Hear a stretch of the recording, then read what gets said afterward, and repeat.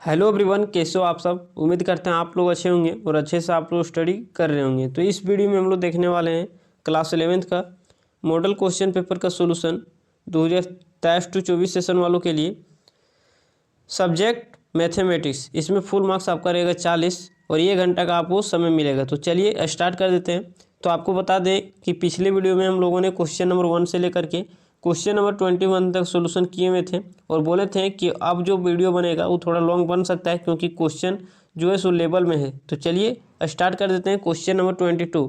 Question number 21 तक अगर आप उस वीडियो को नहीं देखे हो तो जाके देख लीजिएगा, प्लेलिस्ट का लिंक आपको डिस्क्रिप्शन में डाल दिया जाएगा। ठीक है, तो चलिए देखते हैं क्वेश्चन नंबर 22। क्वेश्चन नंबर 22 में क्या बोल रहा है। हाँ, क्या बोल रहा है, if in a GP third term is 24, six term is 192, first term is equal to क्या होगा। तो चलिए हम सबसे पहले लिख देते हैं एपी और जीपी को किस प्रकार से हम लोग लिखते हैं। तो फर्स्ट टर्म को ए लिखते हैं एपी में, सेकेंड टर्म को ए प्लस डी लिखते हैं, थर्ड टर्म को लिखते हैं ए प्लस 2d, फोर्थ टर्म को क्या लिखते हैं ए प्लस 3d, फिफ्थ टर्म को क्या लिखते हैं ए प्लस 4d। इस प्रकार से हम लोग बढ़ते हैं। आप देखिए ना, second term minus first term करिए, third term minus second term करिए, मतलब हर एक अगला टर्म को पिछला टर्म से घटाइए तो डी आ जाएगा। मतलब कॉमन डिफरेंस क्या आ रहा है, तो सेम आ रहा है, कॉमन डिफरेंस सेम आ रहा है, मतलब ये एपी में है। और उसी प्रकार से जीपी में कैसे लिखते हैं, तो ये ए r square, A R Q, इस प्रकार से लिखते हैं। ए आर के पावर 4, मतलब ये क्या हुआ, first term, second term, third term, fourth term, fifth term, मतलब फिफ्थ टर्म रहेगा तो पावर में एक कम, फोर्थ टर्म रहेगा तो आर के पावर में एक कम, और ये क्या है, थर्ड टर्म रहेगा तो पावर में एक कम, फोर्थ टर्म रहेगा, अच्छा थर्ड नहीं, सेकेंड टर्म रहेगा तो पावर में एक कम यानी 1। यहाँ क्या है, फर्स्ट टर्म, तो आर के पावर क्या हो जाएगा 0, मतलब एक कम होते जा रहा है। तो अब यहाँ देखिए थर्ड टर्म को क्या बोलेंगे जीपी में, तो थर्ड टर्म को बोलेंगे ए आर स्क्वायर।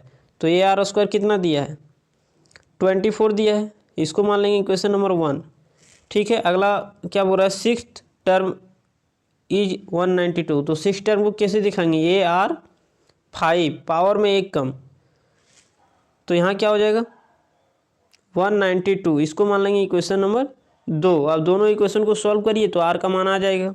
कैसे सॉल्व करोगे, तो इक्वेशन नंबर 2 को डिवाइड कर दीजिए इक्वेशन नंबर 1 से, तो क्या आ जाएगा, सबसे पहले ऊपर में लिख देते हैं a r 5 divided by a r square is equal to, यहाँ क्या हो जाएगा 192/24। बहुत लोग सोच रहे होंगे कि इक्वेशन 1 में इक्वेशन 2 को डिवाइड क्यों नहीं किए। आप वैसे भी कर सकते हो, जो आना है आंसर वही आएगा। ठीक है, इधर देखिए ए कैंसिल हो गया, आर स्क्वायर से आर के पावर 5 कैंसिल होगा, तो आर क्यू अभी भी बचा रह जाएगा। तो आर क्यू बराबर क्या आ जाएगा, इसको अगर यहाँ काटेंगे तो क्या हो जाएगा 24 × 192, तो यहाँ से क्या हो जाएगा 8। तो इसको लिख सकते हैं 2 का क्यू, तो हाँ लिख सकते हैं। तो यहाँ से आर बराबर कितना आया, आर बराबर 2 आ गया। अब जब आर बराबर 2 आया तो हम लोग को तो चाहिए ए बराबर, यही ना चाहिए, फर्स्ट टर्म को किससे डिनोट करते हैं, ए से, तो ये बराबर चाहिए, लेकिन आया है कि आर बराबर। तो अभी आर बराबर यहाँ ऑप्शन नंबर ए में करेक्ट नहीं मार देना है, यहाँ पूछा जा रहा है ए बराबर, मतलब फर्स्ट टर्म बराबर। तो ये कैसे निकलेगा, तो ये आर के मान को इक्वेशन 1 में रख दीजिए, तो हम लोगों को मान ए का मान आ जाएगा। तो चलिए ए आर स्क्वायर मतलब 2 का स्क्वायर मतलब 4, तो ये इंटू 4 इज इक्वल टू क्या हो जाएगा 24। तो यहाँ से ए बराबर निकालेंगे तो ये माइनस मतलब 4 जो है सो गुना में इधर चल जाएगा, भागा में हो जाएगा, तो 24 और बटे में 4 कटेगा तो क्या आएगा 6, यानी आपका ऑप्शन नंबर क्या हो जाएगा, सी नंबर हो जाएगा करेक्ट। यानी फर्स्ट टर्म को ए से भी दिखाते हैं, A1 भी कह सकते हैं। अगला क्वेश्चन देख लेते हैं, क्वेश्चन नंबर 23। सबसे पहले अर्थमेटिक मीन और ज्योमेट्रिक मीन का जो है सो फॉर्मूला बता देते हैं। अगर आपको अर्थमेटिक मीन निकालना हो तो फॉर्मूला क्या होता है, ये प्लस सी और बटे में क्या होगा तो 2, और वही अगर रहे जियोमेट्रिक मीन, तो जियोमेट्रिक मीन कैसे निकालते हैं, √AC। ठीक है, या तो फिर अगर आपको समझ नहीं आ रहा हो तो हम एग्जांपल लेके बताते हैं। जैसे ये क्या है, जीपी में है, एपी में 246 एपी में है, तो चलिए हम लोग को निकालना बीच का टर्म, तो 4 कैसे लाएंगे, तो लगा दीजिए। हम अभी बताए थे अर्थमेटिक मीन का फॉर्मूला क्या होता है, ये प्लस सी यानी फर्स्ट और लास्ट को जोड़िए तो क्या हो जाएगा 2 + 6 और डिवाइडेड में क्या 2। तो देखिए 8/2 यानी 4 आ गया। मतलब इसी 4 को क्या बोलते हैं, तो अर्थमेटिक मीन बोलते हैं। समझ में आया बात। तो ये था अर्थमेटिक मीन। जियोमेट्रिक मीन का एग्जांपल ले लेते हैं। जैसे जियोमेट्रिक मीन कैसे बोलेंगे, 2, 4, 8, 16 इस प्रकार से। कॉमन रेशियो क्या है, तो सेम है। तो देखिए कॉमन रेशियो मतलब second term by first term, 4/2 2 आया। फिर करिए third term by second term, तो 8/4 यानी 2 आया।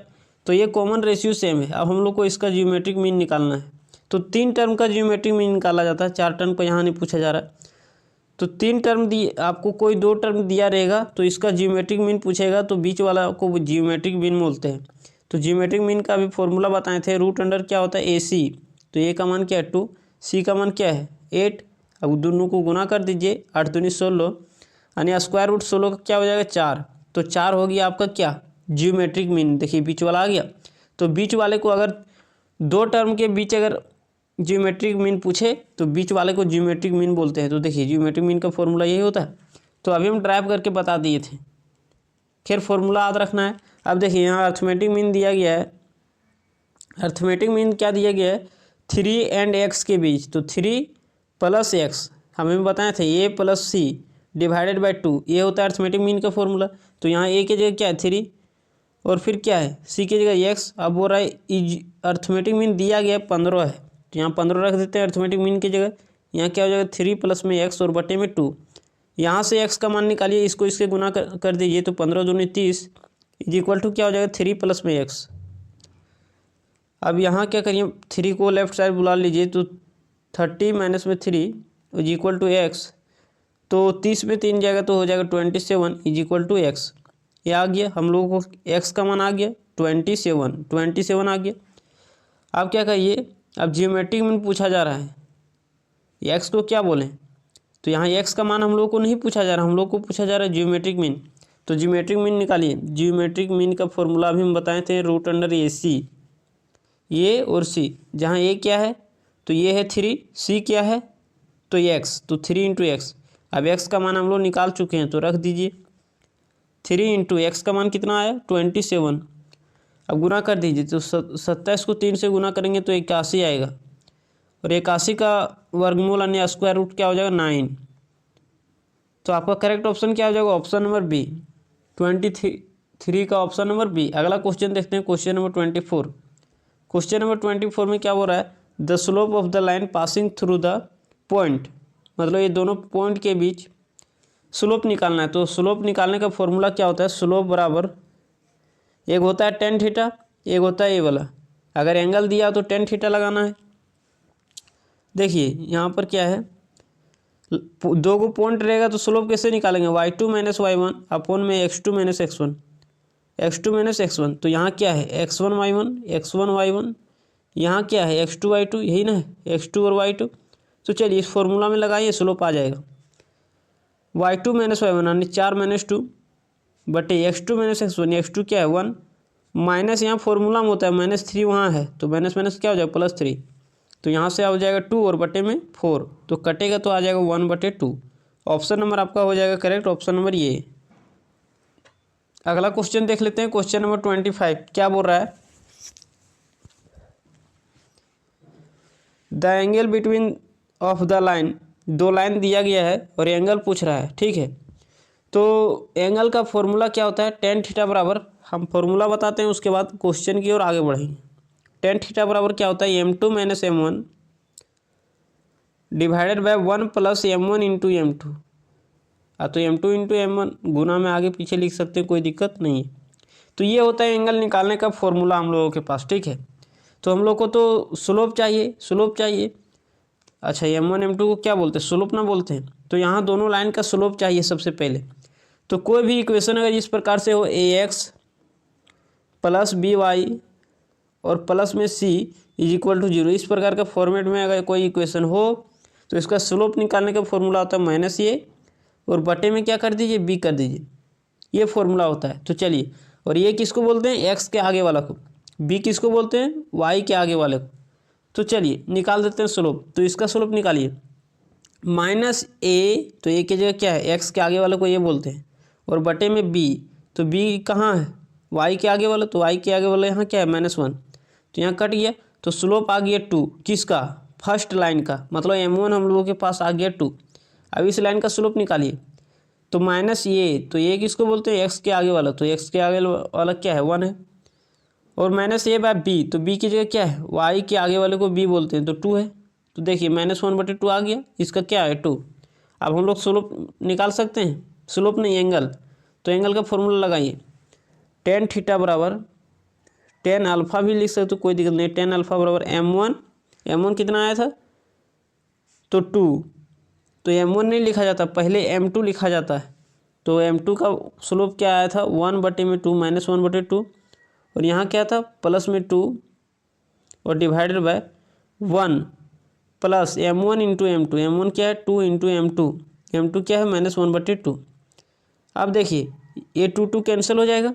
अब यहाँ से क्या हो जाएगा, tan अल्फ़ा बराबर हो जाएगा, ऊपर में चाहे कुछ भी आएगा उसको हम लोग पहले सॉल्व नहीं करते हैं, पहले हम लोग नीचे सॉल्व कर लेते हैं। क्या 1, और ये तो कट गया, तो 1 - 1 यानी 0, नीचे में 0 आ जा रहा है, तो ऊपर में हम लोग सॉल्व नहीं करेंगे, कुछ भी वैल्यू आएगा, ऊपर में कुछ भी आ सकता है, लेकिन अगर नीचे 0 रहेगा तो क्या हो जाता है, इन्फिनाइट हो जाता है।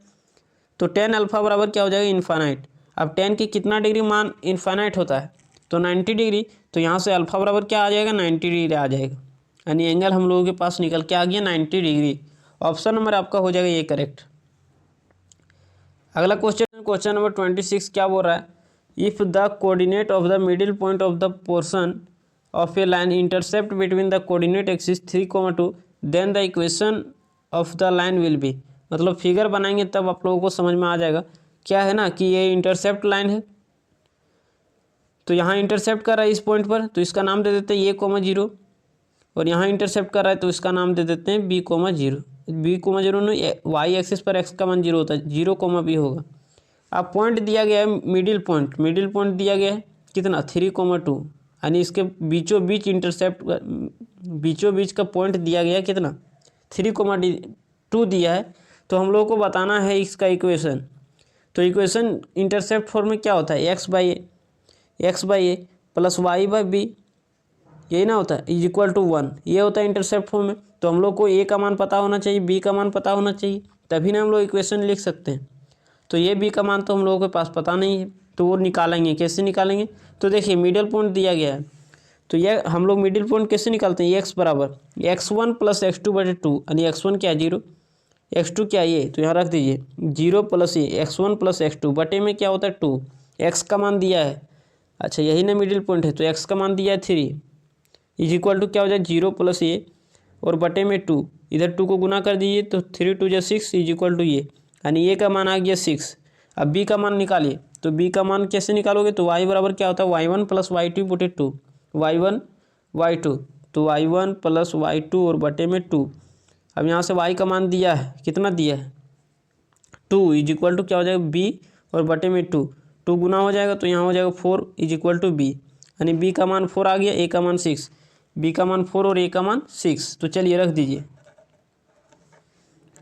x बाय b का मान कितना आया था, तो a का मान पहले लिखना है, x by a plus y by b =1, तो a का मान आया था 6 प्लस y बाय b, तो b का मान आया था 4 = क्या होता है 1, यही होता है intercept form, x by a plus y by b = 1। अब देखिए ऐसा तो कहीं इक्वेशन में हम लोगों को दिख नहीं रहा है आंसर, ऐसा नहीं दिख रहा है, ऑप्शन में कहीं दिख रहा है इस प्रकार से आंसर नहीं दिख रहा है। तो क्या करिए, इसको सबसे पहले अब इसका एलसीएम ले लीजिए, तो 6 और 4 का एलसीएम कितना हो जाएगा, चलिए 24 लिख देते हैं, तो 6 × 6 = 24, तो यहाँ हो जाएगा 4x प्लस में क्या हो जाएगा, और 4 × 6 = 24, यानी 6 से गुना हो जाएगा 6y हो जाएगा = क्या हो जाएगा 1। अब देखिए 24 को अगर अलग अलग करेंगे तो यहाँ से कट जाएगा, या तो फिर एलसीएम लेके काट दीजिए, एलसीएम नहीं कॉमन, तो यहाँ कॉमन लीजिए, ऊपर में अगर 2 कॉमन लोगे तो क्या हो जाएगा 2x और प्लस में 2x प्लस में 3y = बटे में क्या हो जाएगा 24 और =1। अब यहाँ से देखिए तो 24 और 2 कटेगा, तो यहाँ हो जाएगा 12, यहाँ 12 हो जाएगा। अब लिख दीजिए 2x प्लस में 3y, 12 नीचे है तो भागा में इधर गुना में लाओगे तो क्या हो जाएगा 12 × 1 = 12, मतलब ये हो गया आपका इक्वेशन। ऑप्शन नंबर आपका करेक्ट हो गया, ऑप्शन नंबर ए, यही ना 2x + 3y = 12। चलिए अगला क्वेश्चन देख लेते हैं। क्वेश्चन नंबर 27 में क्या बोल रहा है। क्वेश्चन नंबर 27 बोल रहा है the distance of the point 3, -5 from the line 3x - 4y और माइनस में 26। तो अगर कोई लाइन दिया हो और कोई पॉइंट, तो हम लोगों को बीच डिस्टेंस फाइंड करने बोलेगा दोनों के बीच, तो कैसे निकालेंगे। तो चलिए हम बता देते हैं फॉर्मूला। अगर कोई लाइन दिया गया हो ax + by और +c, ये लाइन दिया गया हो = 0 और कोई भी पॉइंट दिया गया हो, मान लीजिए x1 y1, ठीक है। तो इसका हम लोग डिस्टेंस का फॉर्मूला कैसे निकालेंगे। तो फॉर्मूला यहाँ डायरेक्ट बता दिया जाएगा ax1 + by1 + c और डिवाइडेड बाय √a² और प्लस में क्या होता है b²। बाहर से मोड लगा देना है क्योंकि डिस्टेंस नेगेटिव नहीं होता है। तो ये होता है इसका फॉर्मूला। तो चलिए लगा देते हैं। तो डिस्टेंस बराबर क्या हो जाएगा a × x1। a किसको बोलते हैं, x के आगे वाले को। x के आगे वाला क्या है 3 × x1 ये y1 ये, तो x1 लिख देते हैं।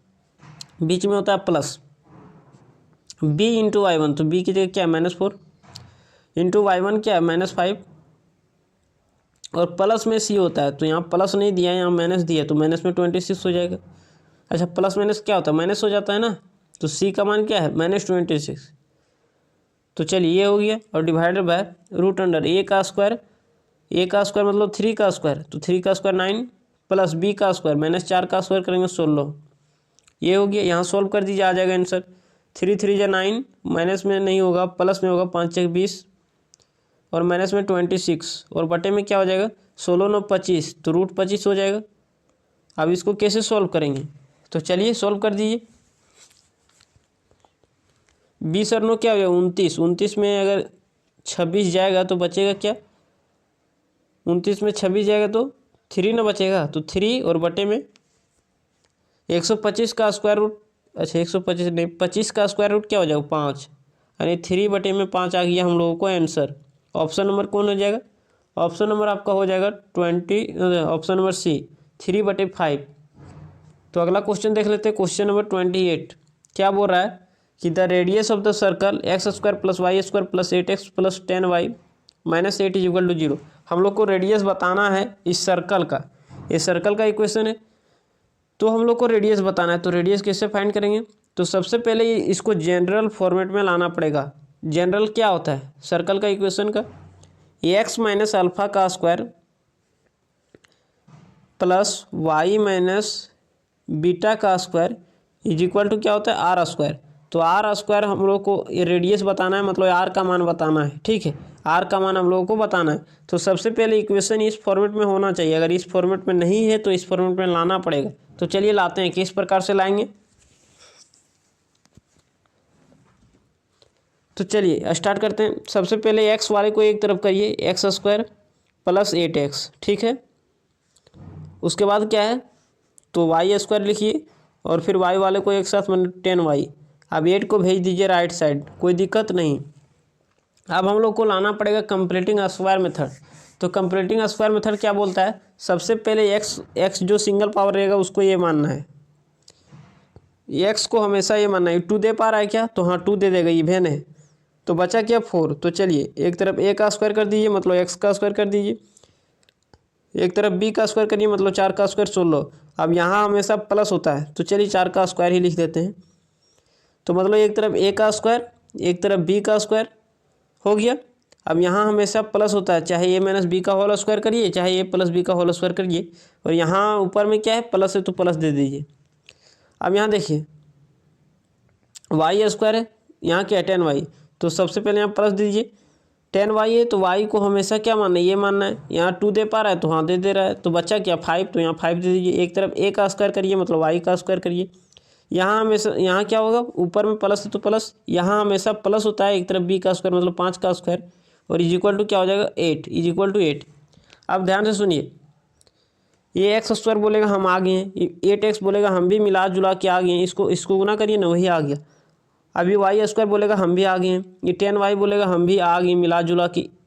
लेकिन ये बोलेगा कि हम तो आए हैं लेकिन यहाँ तुम एक्स्ट्रा लिख दिया है, तो गुस्सा आ जाएगा ऊपर वाला।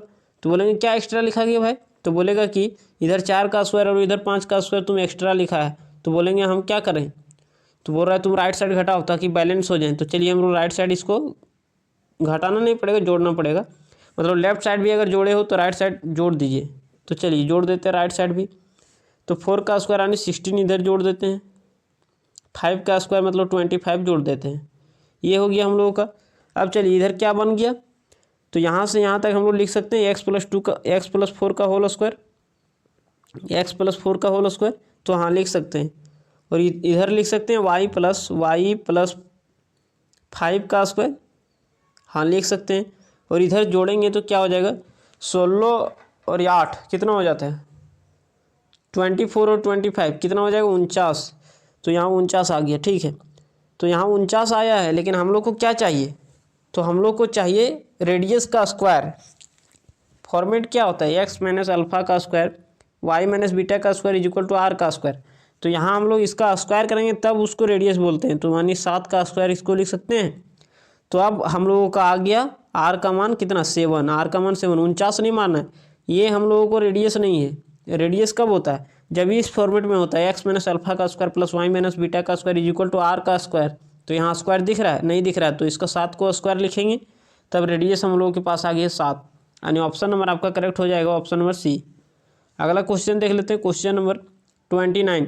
तो सबसे पहले हम लोग पाराबोला के बारे में समझ जाते हैं, उसके बाद हम लोग देखेंगे क्वेश्चन की ओर। सबसे पहले पाराबोला 4 गो होता है, वाई स्क्वायर बराबर 4ax, वाई स्क्वायर बराबर माइनस में 4ax, एक होता है फिर एक्स स्क्वायर बराबर माइनस 4ay, या तो प्लस वाला पहले लिखते हैं, और एक्स स्क्वायर बराबर होता है माइनस में 4ay, ये चीज़ होता है। तो वाई स्क्वायर है, तो इसका फिगर कैसे बनाएंगे, सो ध्यान से सुनिए। वाई स्क्वायर है तो वाई स्क्वायर है मतलब एक्स एक्सिस के अलॉन्ग होगा। तो एक्स तो पॉजिटिव भी हो सकता है, नेगेटिव, एक्स एक्सिस के अलॉन्ग मतलब इधर भी हो सकता है, इधर भी हो सकता है। तो हम लोग कैसे पता करेंगे कि किधर होगा, तो यहाँ देखिए बाहर में क्या है, प्लस है, तो प्लस है मतलब होगा राइट हैंडेड। तो राइट हैंडेड ये हो गया, तो मतलब ये वाला इक्वेशन होगा। अब देखिए यहाँ देखिए वाई स्क्वायर है तो एक्स एक्सिस के अलॉन्ग होगा, लेकिन देखिए यहाँ बाहर में क्या है, नेगेटिव, मतलब एक्स एक्सिस के अलॉन्ग होगा लेकिन नेगेटिव एक्स एक्सिस के अलॉन्ग। तो यहाँ हो जाएगा इस प्रकार से, ठीक है। अगला एक्स स्क्वायर, तो एक्स स्क्वायर मतलब वाई एक्सिस के अलॉन्ग लेकिन नेगेटिव की पॉजिटिव। तो यहाँ देखिए पॉजिटिव है मतलब ऊपर की ओर, वाई एक्सिस ऊपर होता है। और अगला एक्स स्क्वायर है is equal to 4ay minus में, तो माइनस में मतलब नीचे वाला होगा, ठीक है। तो ये हो गया हम लोगों का फिगर। अब देखिए अब इसमें क्या होता है ना, मान लीजिए ये वाला पाराबोला है, तो इसमें एक फोसाया होता है जिसका कोऑर्डिनेट होता है a,0, ये a,0। अभी 4ax आया था तो ए को बोलते हैं हम लोग क्या, उसका फोकस। अब ये होता है डायरेक्ट्रिक्स, इसका इक्वेशन होता है x बराबर -a। और इसमें एक वर्टेक्स होता है जिसका कोऑर्डिनेट क्या होता है 0, 0, ये इसको बोलते हैं वर्टेक्स। बस इसमें इतना ही पढ़ना है, एक फोकस, एक वर्टेक्स और एक डायरेक्ट्रिक्स, और एक लेटस रेक्टम का फॉर्मूला होता है 4a, तो वो भी। तो चलिए सबसे पहले ये जनरल फॉर्मेट में नहीं दिख रहा है, एक्स स्क्वायर बराबर 4ax, वाई स्क्वायर बराबर 4ax, तो उस टाइप का इसमें नहीं दिख रहा है। तो चलिए हम उस टाइप में लाते हैं।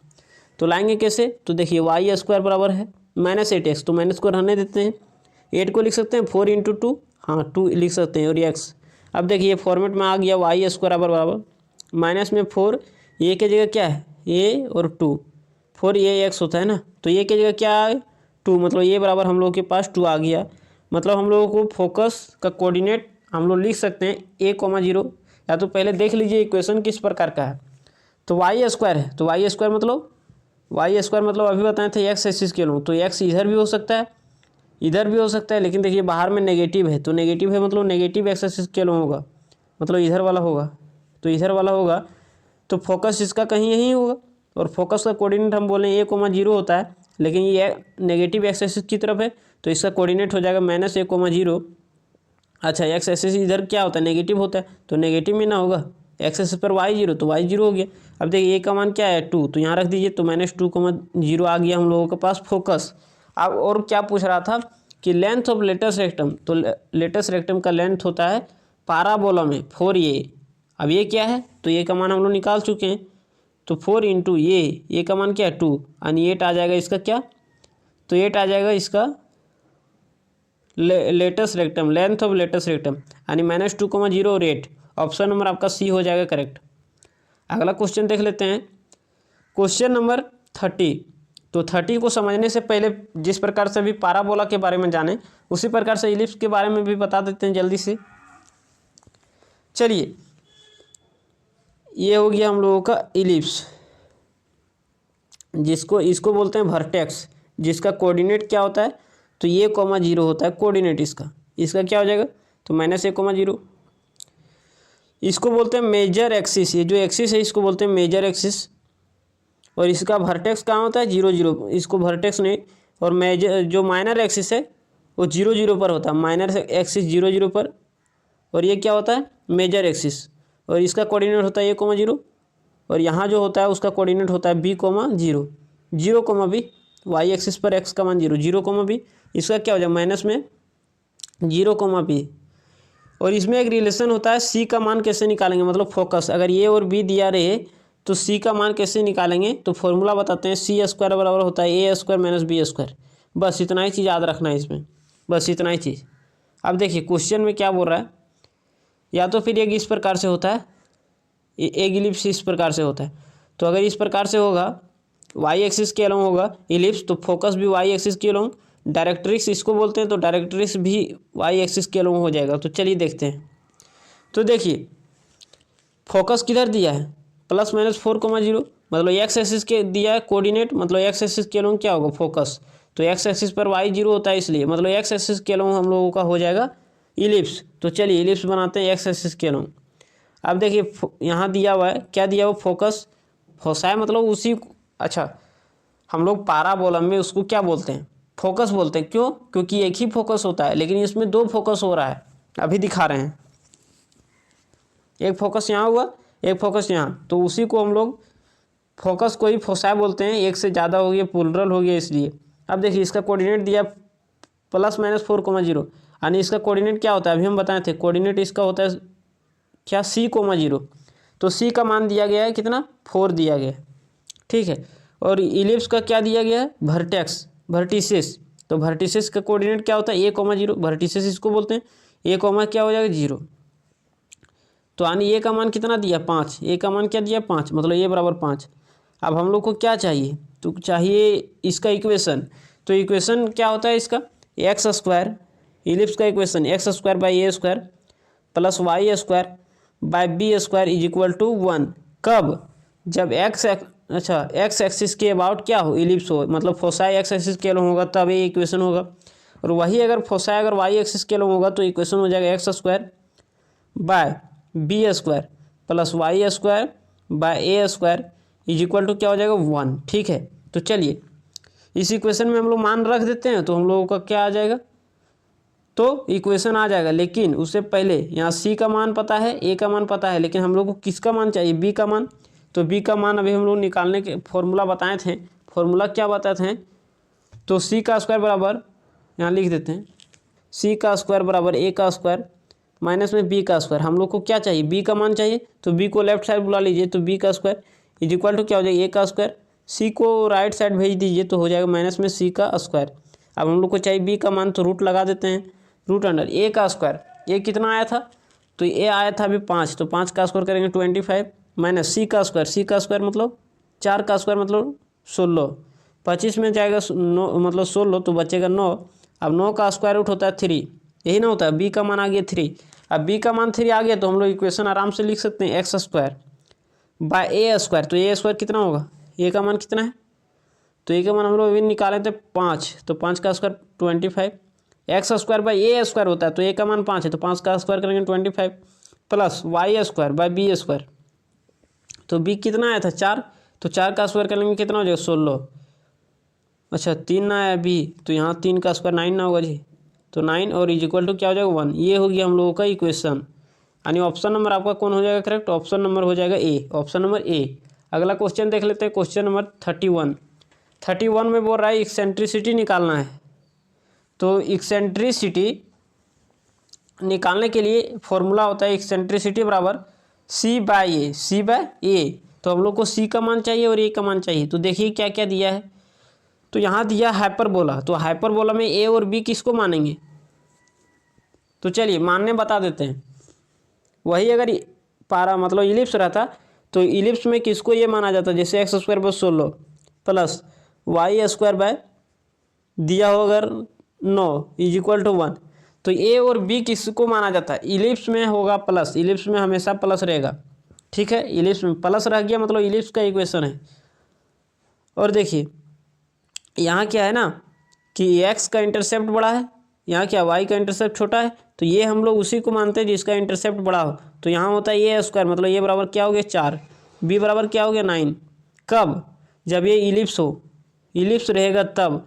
तो बड़ा वाले को ए मानते हैं, छोटा वाले को बी मानते हैं, इलिप्स रहेगा तब। ठीक है, तो यहाँ इलिप्स नहीं है, यहाँ क्या है हाइपरबोला। तो हाइपरबोला में ये भी किसको मानेंगे, तो वो भी बात हम बता देते हैं। यहाँ लिख सकते हैं 3 का square minus y square by 4 का स्क्वायर इज इक्वल टू 1, ये चीज़ है। यहाँ क्या है 3 का स्क्वायर है ना, 3 का स्क्वायर। अब देखिए हाइपरबोला में क्या होता है ना कि जिसका आगे प्लस हो, जिसका आगे प्लस हो, तो यहाँ एक्स के आगे प्लस है, तो जिसका आगे प्लस हो उसी को ये मानना है। तो ये का मान क्या हो जाएगा 3, तो ए का मान हो गया 3, बी का मान क्या हो गया तो 4 हो गया।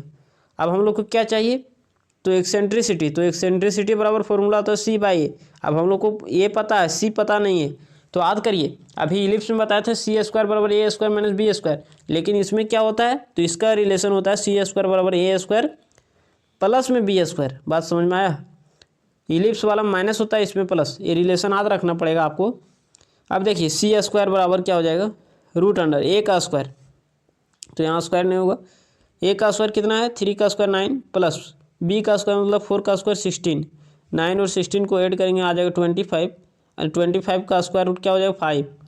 तो ये हम लोग सी का मान आ गया 5। अब एक्सेंट्रिसिटी बराबर क्या होता है सी बाई ए, तो सी का मान क्या हो, एक्सेंट्रिसिटी बराबर सी बाई ए, सी का मान क्या है 5 और ए का मान क्या है, तो ए का मान 3, तो 5/3 हो जाएगा इसका एक्सेंट्रिसिटी, यानी ऑप्शन नंबर आपका डी हो जाएगा करेक्ट। अगला क्वेश्चन देख लेते हैं। तो ये क्या बोल रहा था, पॉइंट, इतना जो पॉइंट है वो कहाँ लाई कर रहा है, किस क्वाड्रेंट में लाई कर रहा है, क्वाड्रेंट नहीं बोलेगा ऑक्टेंट बोलेगा। ठीक है, अच्छा यहाँ एक्स वाई जेड अगर 3 को दिया है तो मतलब ऑक्टेंट होगा, उसको क्वाड्रेंट नहीं बोलेंगे। क्वाड्रेंट कब बोलेंगे, जब 2 को दिया रहेगा तब। ठीक है, तो चलिए हम लोग समझ लेते हैं थोड़ा। हम लोग को तो यहाँ ऑक्टेंट बनाना संभव नहीं है, लेकिन हम लोग समझ सकते हैं कि किस प्रकार से हम लोग क्वाड्रेंट ऑक्टेंट को छाट सकते हैं। ठीक है, पहले 2 को देखना है, पहले 2 को देखना है। तो चलिए सबसे पहले एक्स एक्सिस ये हो गया, x axis, x dash axis, y dash axis और वाई, इसमें क्या होता है दोनों प्लस होता है, इसमें क्या होता है तो दोनों क्या होता है माइनस होता है, इसमें क्या होता है अच्छा एक्स माइनस वाई प्लस होता है, इसमें दोनों माइनस, इसमें क्या होता है तो x minus x plus y minus, ये चीज़ होता है इसमें। तो सेकेंड क्वाड्रेंट वाला अगर आपको याद है, अगर क्वाड्रेंट वाला याद है तो आप ऑक्टेंट का याद करो या ना करो, आप क्वेश्चन को आराम से बना सकते हो। मतलब क्या बोल रहे हैं कि अगर आपको क्वाड्रेंट वाला याद है कि किस क्वाड्रेंट में क्या होता है, तो आप ऑक्टेंट वाला आराम से लिख सकते हो। कैसे बताते हैं, देखिए यहाँ दोनों क्या है, फर्स्ट 2 को देखना है, तो 2 को क्या है दोनों नेगेटिव, दोनों नेगेटिव किस क्वाड्रेंट में है, थर्ड क्वाड्रेंट में है। तो अगला देखना है, अगर अगला प्लस में हो तो वही क्वाड्रेंट आंसर हो जाएगा, मतलब क्या हो जाएगा तो third quadrant, third octant, octant third. अगर अगला प्लस हो तो थर्ड ऑक्टेंट होगा, अगर अगला माइनस हो तो 4 जोड़ देना है, तो यहाँ 4 जोड़ेंगे क्या हो जाएगा तो थर्ड, मतलब यहाँ पहला 2 को देखें तो थर्ड में लाई कर रहा था, थर्ड में तो 4 ऐड कर दीजिए तो क्या हो जाएगा मतलब 3 और 4 7, मतलब ये क्या हो जाएगा 7th ऑक्टेंट में, ऑप्शन नंबर सी। नहीं समझ में आया फिर से समझाते हैं, एग्जाम्पल लिखे 1 2 है और यहाँ है -4, तो पहले 2 को देखना है, पहले 2 को देखना है किस क्वाड्रेंट में लाई कर रहा है, दोनों प्लस, दोनों प्लस मतलब फर्स्ट क्वाड्रेंट। अब क्या करिए फर्स्ट में लाई कर रहा है, अब अगला क्या है माइनस, तो माइनस है तो 4 जोड़ दीजिए, तो 4 जोड़ोगे तो क्या आ जाएगा 5। माइनस रहेगा तो 4 जोड़ना है, अगर प्लस रहेगा तो नहीं जोड़ना है। जिससे अगर रहे बात करें 1 और -2 और यहाँ हो जाएगा 3। ठीक है, तो पहले 2 को देखना है किस क्वाड्रेंट में लाई कर रहा है, पहले 2 प्लस एक्स प्लस और y minus, x plus y minus fourth quadrant है। तो अगला देखिए प्लस है ना, तो प्लस है तो कोई दिक्कत नहीं, यही हो जाएगा आंसर। अगर बीच में यहाँ माइनस रहता तो 4 और ऐड कर दीजिए, मतलब 8 ऑक्टेंट हो जाएगा। बात समझ में आया, मतलब आप पहले 2 को देखिए, अगर वो जिस क्वाड्रेंट में लाई कर रहा है, मान लीजिए चौथा क्वाड्रेंट में लाई कर रहा है, और अगला वाला अगर नेगेटिव है तो 4 ऐड कर दीजिए, अगर अगला वाला पॉजिटिव है तो यही हो जाएगा आंसर जो पहले था। ठीक है, अगला क्वेश्चन देखते हैं, क्वेश्चन नंबर 33 क्या बोल रहा है, if the extremities of the diagonal of square, square जो है ये स्क्वायर है, ठीक है, इसका दिया गया डायगोनल का कोऑर्डिनेट यहाँ दिया है और ये वाला दिया मान लीजिए। तो पूछा जा रहा है कि लेंथ ऑफ द साइड, मतलब ये जो साइड है उसका लेंथ बताना है। दिया है डायगोनल और पूछ रहा है साइड का लेंथ।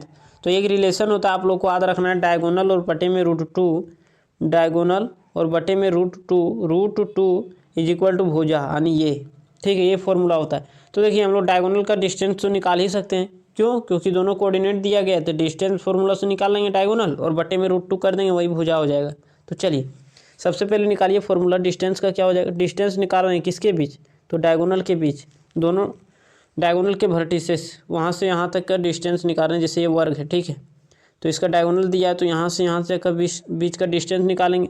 तो x2 - x1 का स्क्वायर, तो सबसे पहले x1 y1 z1 किसको बोलेंगे लिख देते हैं। तो ये हो गया x1, फिर y1, फिर हो गया z1, फिर x2, फिर y2 और फिर z2, इस प्रकार से है। तो यहाँ लगाइए x2 - x1 का स्क्वायर, मतलब x2 क्या है 2 - 1 का स्क्वायर, प्लस y2 - y1 का स्क्वायर, y2 क्या है -3, और माइनस y1, तो y1 की जगह क्या है -2, तो माइनस माइनस प्लस 2 का स्क्वायर, प्लस z2 - z1 का स्क्वायर, मतलब 5 - 3 का स्क्वायर। तो अब यहाँ क्या कर देंगे, तो थोड़ा ध्यान से देखना है, 2 - 1 का स्क्वायर मतलब 1 का स्क्वायर 1, प्लस -3 + 1 -1 का स्क्वायर करेंगे प्लस 1 हो जाएगा, प्लस में 5 में से 3 जाएगा तो बचेगा 2, 2 का स्क्वायर करेंगे 4, तो यहाँ से आ गया √6। अब लगिए फॉर्मूला में लाइए, क्या हो जाएगा, फॉर्मूला क्या था डायगोनल, तो डायगोनल आया √6 और बटे में √2 इज इक्वल टू ये, तो यही हो गया आंसर। लेकिन इस प्रकार से आंसर नहीं दिया है, तो कोई दिक्कत नहीं, हम लोग रेशनलाइज कर देते हैं। तो √6 और बटे में √2 रेशनलाइज करेंगे, √2 यहाँ हो जाएगा √2 और इज इक्वल टू ये। अब ऊपर में गुना करेंगे तो क्या हो जाएगा, 6 दूनी 12, √12 और बटे में 2 और इज इक्वल टू ये। तो इसको लिख सकते हैं 2 दूनी 4, 4 तिया 12, हाँ 2√3, हाँ लिख सकते हैं, और 2 नीचे इज इक्वल टू ये।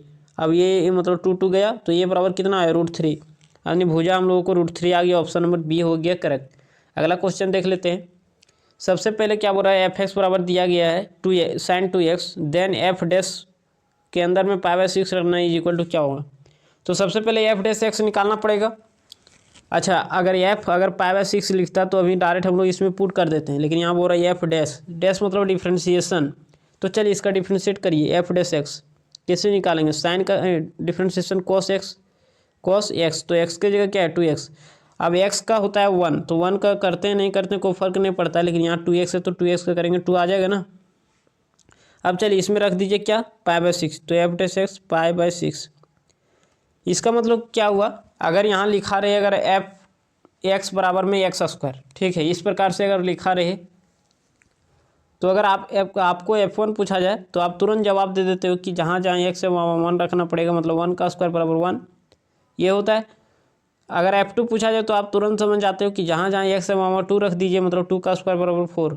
ये बात आप लोग समझ रहे हो, तो वही काम यहाँ करना है। आज यहाँ π/2 रखा है, मतलब जहाँ जहाँ x है वहाँ π/2 रखना पड़ेगा। जैसे यहाँ x था तो यहाँ x आया, अगर यहाँ 1 रखेंगे 1 आ जाएगा, 2 रखेंगे 2 आ जाएगा, कहाँ x के जगह, यहाँ 3 रखेंगे x की जगह 3 आ जाएगा, तो यहाँ रखा वो π/2, तो यहाँ हो जाएगा cos 2 × π/2, और ये 2 क्या है गुना में है, ये एंगल में नहीं है, ये 2 गया तो अच्छा cos π यही ना था, sin 2 का cos 2π और इंटू में 2, चलिए ठीक है। और π/2 क्या रखना था, 6 ना रखना था जी, तो 6 रखना था, तो यहाँ 6 हो जाएगा, यहाँ कटेगा तो हो जाएगा 3। अब देखिए 2 को आगे लिख सकते हैं, वो तो गुना में है, तो 2 × cos π/3, cos π/3 मतलब cos 60 डिग्री मान क्या होता है 1/2, 2 गया तो आ गया 1, यानी ऑप्शन नंबर आपका करेक्ट हो जाएगा, ऑप्शन नंबर बी। अगला क्वेश्चन देख लेते हैं, क्वेश्चन नंबर 35। इसका एक फॉर्मेट आप पढ़े होंगे, limit x tends to a x के पावर n माइनस a के power n by x minus a, इसका मान हो जाता है क्या, तो n a के पावर n-1, ये फॉर्मूला होता है, ठीक है। तो ये फॉर्मूला होता है कब, जब इस फॉर्मेट में दिखेगा तब। तो इस फॉर्मेट में मतलब यहाँ सेम होना चाहिए, यहाँ से x से चल के a तक होना चाहिए, और पावर को अगर ढक दिया जाए तो ऊपर नीचे सेम होना चाहिए, मतलब x माइनस a ऊपर भी x माइनस a नीचे भी। तो चलिए यहाँ कुछ नहीं तो 15 लिख सकते हैं, तो हाँ लिख सकते हैं 1 के पावर 15। अब देखिए पावर को ढकिए ऊपर नीचे सेम हो जाएगा, लिमिट x से लेकर के a तक होना चाहिए, तो यहाँ x से लेकर के यही तक होना चाहिए।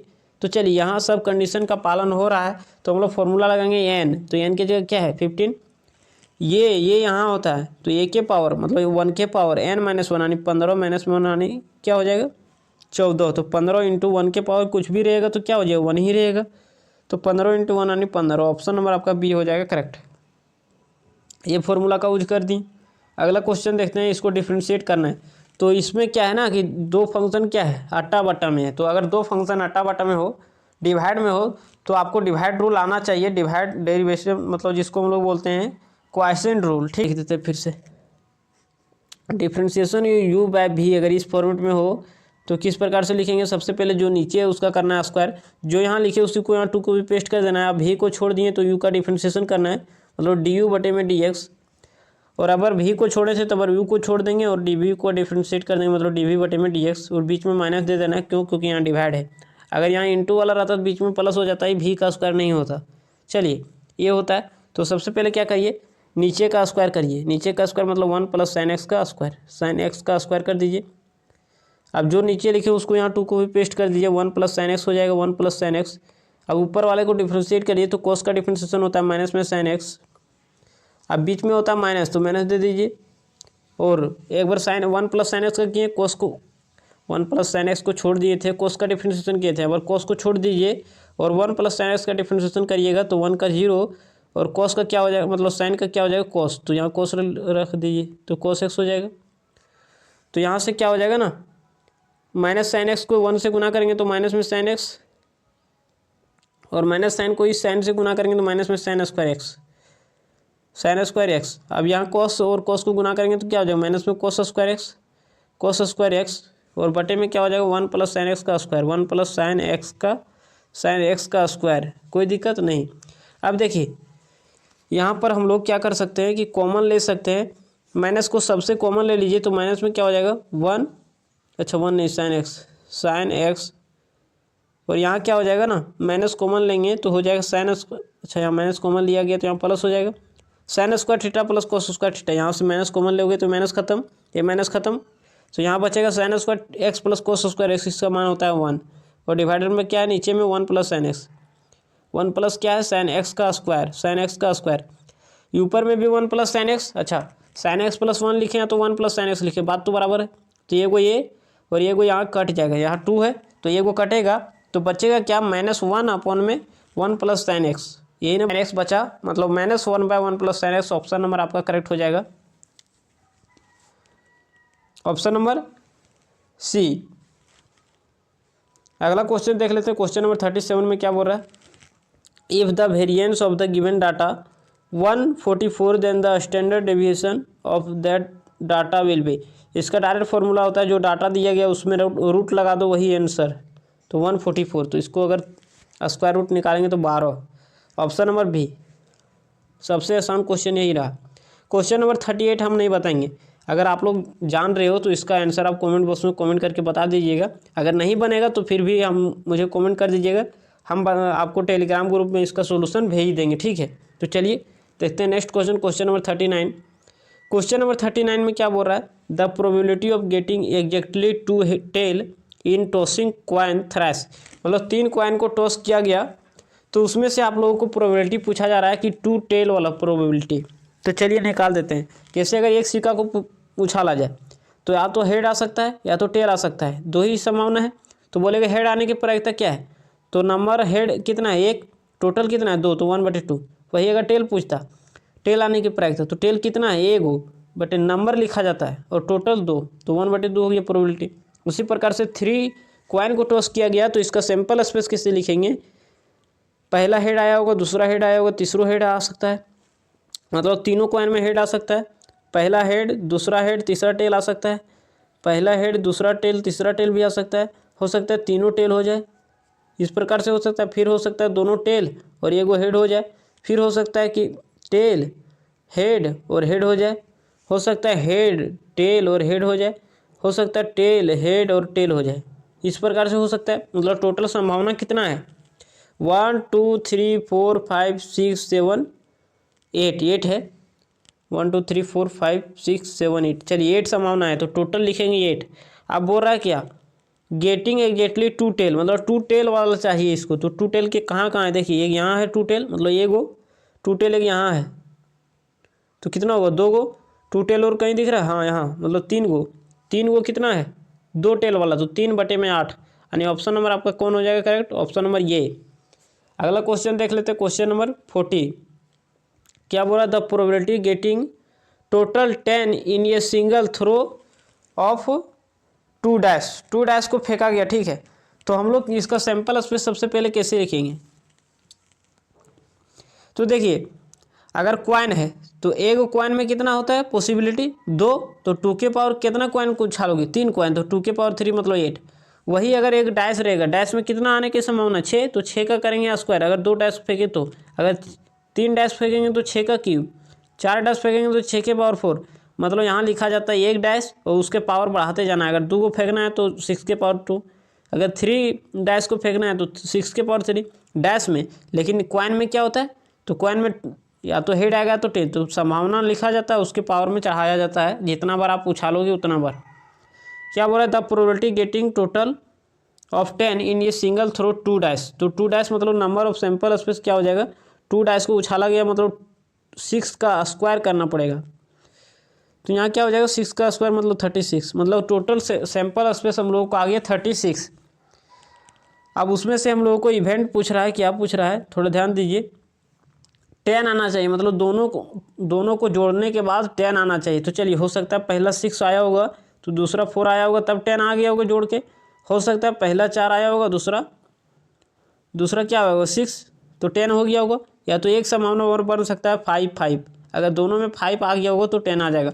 और अगर आप कोई सोच पा रहे हो तो सोचिए, हाँ लेकिन आज का ये 6 ही तक लेना है, ऐसा नहीं कि 7 और 3 कर देंगे तो 10 आ जाएगा, नहीं 7 डैश में नहीं होता है। तो 6 से नीचे ही सोचिए और 1 से बड़ा और 1 के बराबर। तो चलिए यही 3 ही को होगा, तो 3 और टोटल क्या हो जाएगा, तो टोटल में 36 कटेगा तो हो जाएगा 1/12, यानी ऑप्शन नंबर आपका हो जाएगा सी करेक्ट। तो मतलब जोड़ने के बाद 10 आने वाला 3 ही को है। अगर आप कोई सोच सकते हो तो सोच के आप कमेंट बॉक्स में कमेंट कर दीजिएगा। तो चलिए ये हो गया हम लोगों का कंप्लीट, बाकी मिलेंगे अगले वीडियो में। तो अगर वीडियो अच्छा लगा होगा तो लाइक कर दीजिएगा, एक बार शेयर कर दीजिएगा। चलिए मिलते हैं अगले वीडियो में।